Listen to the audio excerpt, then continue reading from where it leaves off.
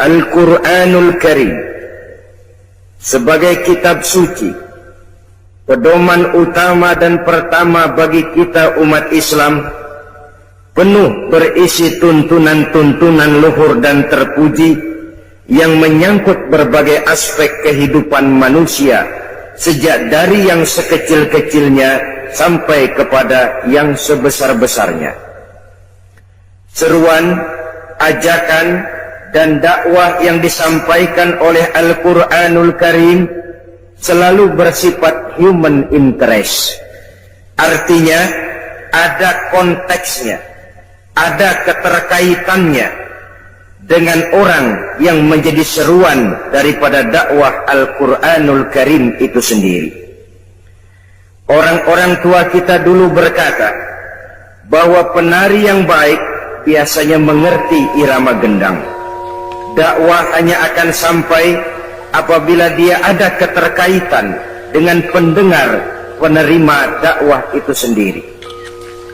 Masyarakat Quraisy adalah satu masyarakat yang gemar berniaga, berusaha di bidang bisnis, perdagangan, sehingga bahasa yang disampaikan kepada mereka juga banyak menggunakan bahasa bisnis.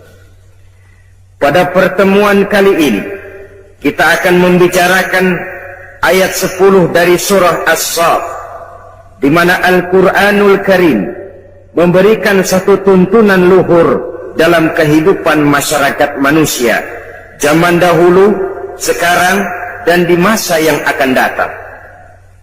Dalam surah As-Saff ayat 10, Allah Subhanahu wa ta'ala berfirman, A'udzu billahi minasy syaithanir rajim. Ya ayyuhalladzina amanu hal adullukum ala tijaratin tunjikum min azabin alim. Wahai orang-orang yang beriman, maukah kamu semua aku tunjukkan kepada satu perniagaan, satu bentuk perdagangan, satu bisnis yang akan menyelamatkan kamu seluruhnya dari azab yang sangat pedih. Marilah kita lihat bahasa yang dipakai di sini, hal adullukum ala tijaratin.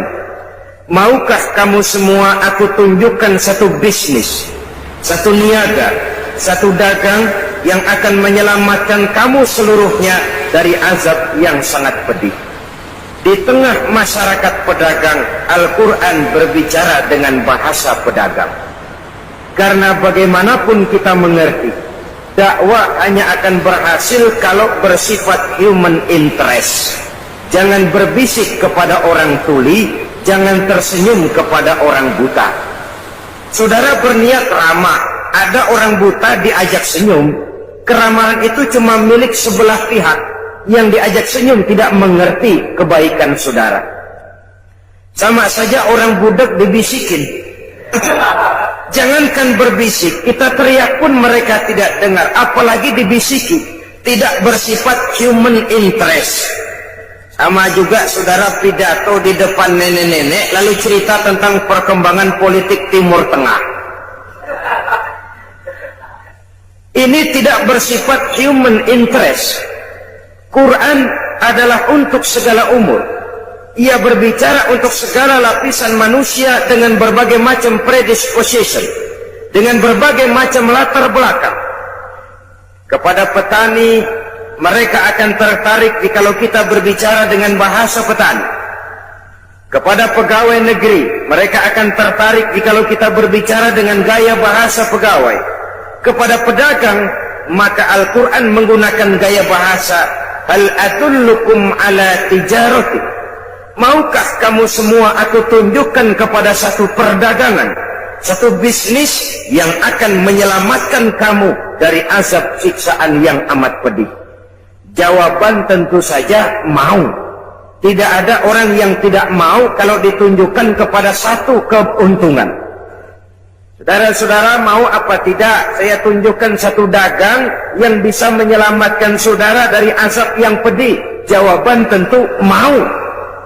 Maka baru masuk kepada seruan Al-Quran itu, kalau kamu semua mau ditunjukkan kepada satu bisnis, satu usaha, satu dagang yang bisa menyelamatkan kamu semua dari azab yang sangat pedih, maka bisnis itu tidak lain.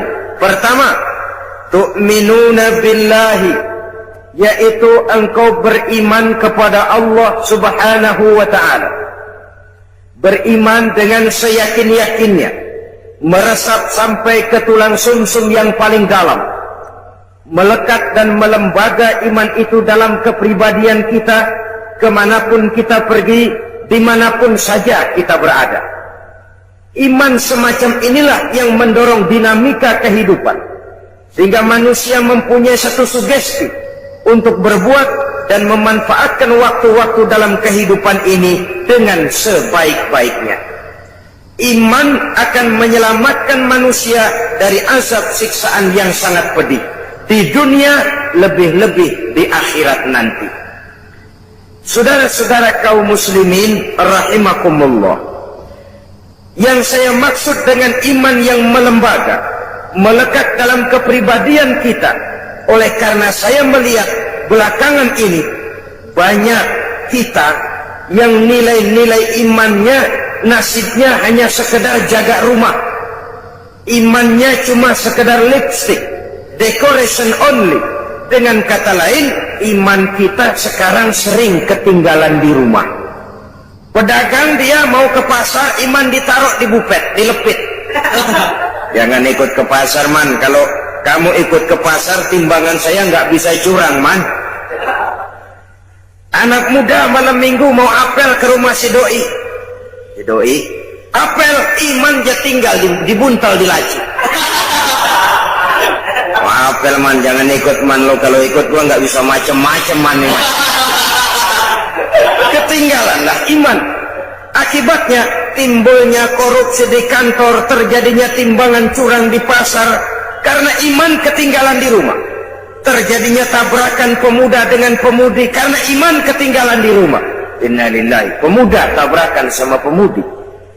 Kalau mobil tabrakan mobil, kita tahu penyoknya ke dalam. Ini pemuda tabrakan pemudi, penyoknya ke depan. Getok magicnya agak berabe itu.